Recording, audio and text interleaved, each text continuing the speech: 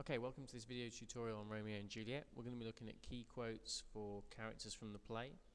We'll be having a look at Montagues first of all on the left hand side there, and then the Capulets in the second video, and finally the more neutral characters marked in white, and the character map there showing you the relationships between the different characters. So first of all, we'll look at Romeo's side of the feud with the Montagues. Some key quotes for Romeo. Now he only features in 4 of the acts. He's not present in Act 4, so we've only got 4 sections here. So he's quite a very passionate character, impulsive, romantic, sometimes quite violent, sometimes quite fragile. He's often portrayed as very thoughtful and poetic, especially compared to some of the more violent characters like Tybalt. Now in Act 1, first of all, when we meet him, he's very forlorn, he's vulnerable. He's suffering and lamenting the loss of Rosaline, a woman who he thought he loved, but did not return his love. So this unrequited love makes him feel quite sad and quite miserable and quite melancholy. It's important to note, it's an important detail, that Rosaline is actually a Capulet, so Romeo has a history of falling in love with the wrong women. Now, Benvolio has just been part of the brawl between the servants provoked by Tybalt, and Romeo comes upon this scene, and a brawling love, a loving hate. He's lamenting the conflict between the two feuding families. He doesn't understand it, he thinks it's pointless, and he wishes it would end, so it's very upsetting for him to see that this fray has taken place yet again. Now at the Capulet ball in Act 1 Scene 5, this is the first time he sees Juliet. You can see he's quite stunned and overwhelmed by her appearance. She is portrayed as obviously using exaggeration or hyperbole. She is more bright than the brightest of lights, so she is more powerful and more overwhelming. So he's really, and it might be lust at first. A lot of people think that it's lust at first sight, but it might be genuine love. Now when they first converse, this extended analogy of putting your hands together in prayer to a saint or touching a saint is used by both of them as Romeo angles to get his first kiss. By the end of Act 1 Scene 5 though, he's realised that Juliet is the daughter of his enemy, so he can't really celebrate and pursue her perhaps as he might. So it comes up against this barrier, which is of course the central obstacle in the play for the two lovers, and he feels like his life is in the hands of his enemy. My life is my foe's debt. Now, rather rash, rather impulsive, just like Romeo, he decides despite that to pursue his love, and he speaks to her. He soliloquizes about her while she's on the balcony, and she doesn't realise that he's there, and she speaks quite openly as well. And then one of the first things he says about her is, "It is the east and Juliet is the sun." So again, aligning, comparing her with the sun and with light. So she is life-giving, she's mother of the earth, she is powerful, she is energizing. Now when they talk about the main problem, i.e. their names or their family allegiances, he says, "Had I it written, i.e. his name Montague, I would tear the word."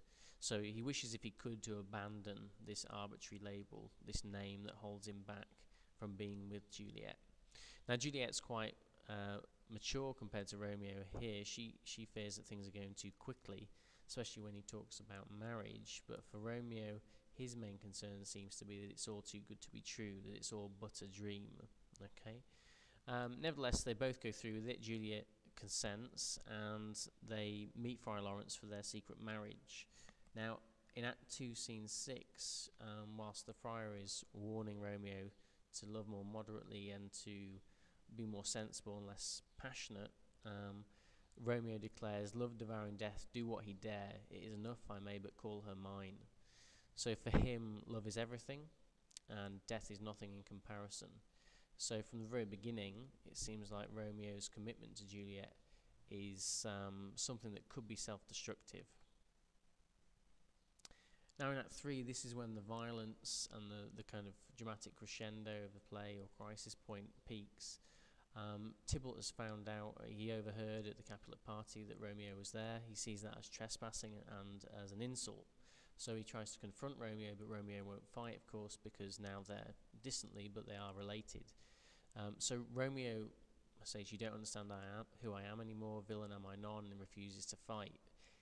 When Mercutio intervenes to stand up for Romeo, Romeo actually tries to prevent the fight, and in doing so causes, or is partly responsible for, Mercutio being stabbed by Tybalt. He says, "I thought all for the best." So part of the tragedy here that Romeo is trying to do the right thing, and it ends in a death. He then starts to kind of reflect on himself, worrying that his love for Juliet has made him weak or effeminate, and that kind of bolsters his determination to take revenge, and he kills Tybalt. In Act 3, Scene 1, this day's black fate on mo days does depend. So another indication here that in the future there is more suffering to occur.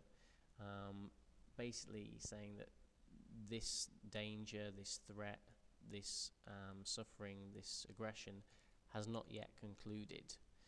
So he's just started a chain of events which will be potentially very damaging. Some people see this next line as potentially him abandoning responsibility and showing signs of being immature. He says, "I am fortune's fool." So he feels like the gods of fate have predetermined and decided a fate for him that is mocking him, that is ridiculing him and ruining him. In reality, perhaps he should have just made more rational decisions instead of stabbing Tybalt. When he's exiled, Friar Lawrence tries to placate him and tries to reassure him that it's better than death. But for Romeo, he says this is like cutting his head off with a golden axe. So it might sound pleasant, it might sound attractive, but it's still incredible torment for him. So he really agonises about this separation from Juliet. After they've spent their night together at the end of Act 3, Juliet doesn't want him to leave, and Romeo again seems to welcome death. He's willing to stay on the Capulet property because Juliet wills it so. So again, he's quite happy to embrace death if it means being with Juliet.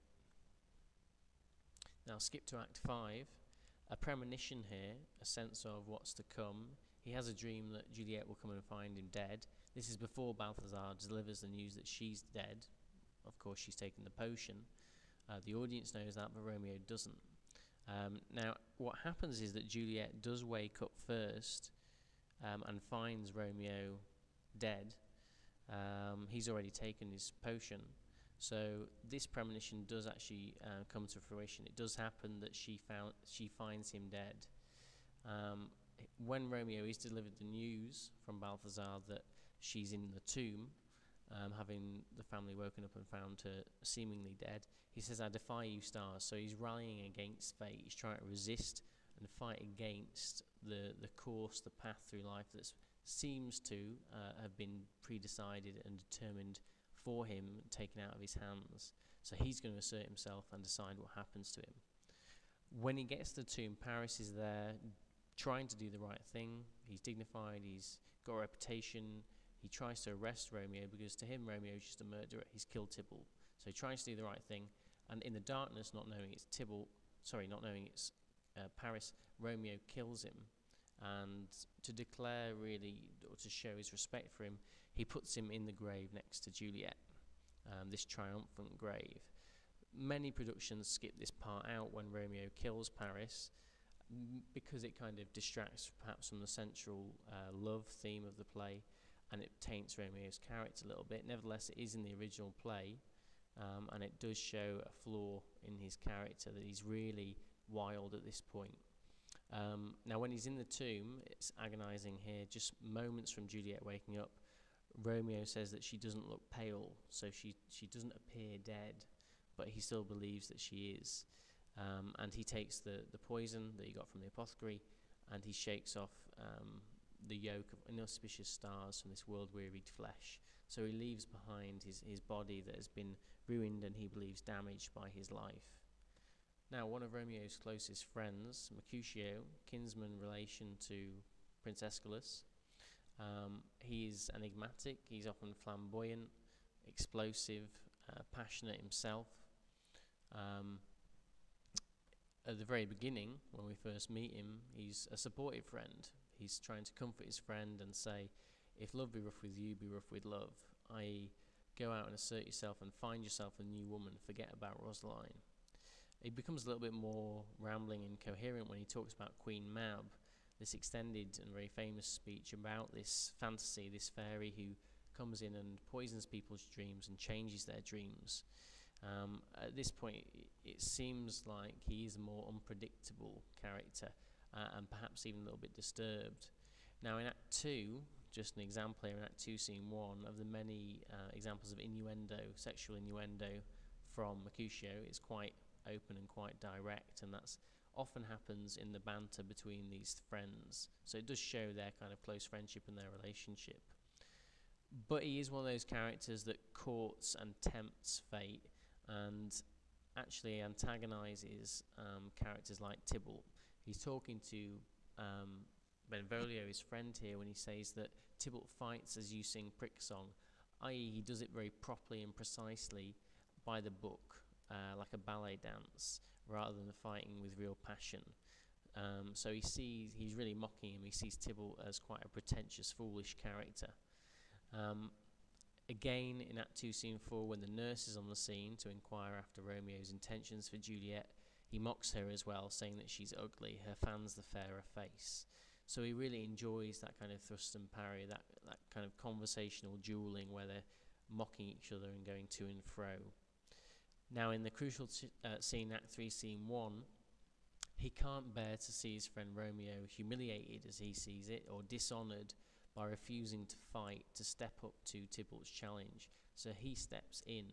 Now he is related to Prince Aeschylus, the authority of Verona, and he's also got a history in the military. So Mercutio has a very strong sense of honour and traditional standing up for one's values and one's beliefs. So he steps in to fight Tybalt, and of course Romeo's then, his intervention leads to Mercutio's death.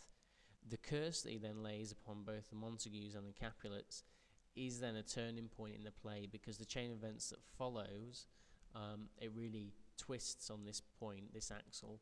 It goes from romance and quite a few threats of danger to this burst of violence, and now it's a downward spiral towards the tragic ending, and things start to accelerate really in terms of the action, in terms of the negative action, the destructive action from this point, when he exclaims, "A plague of both your houses."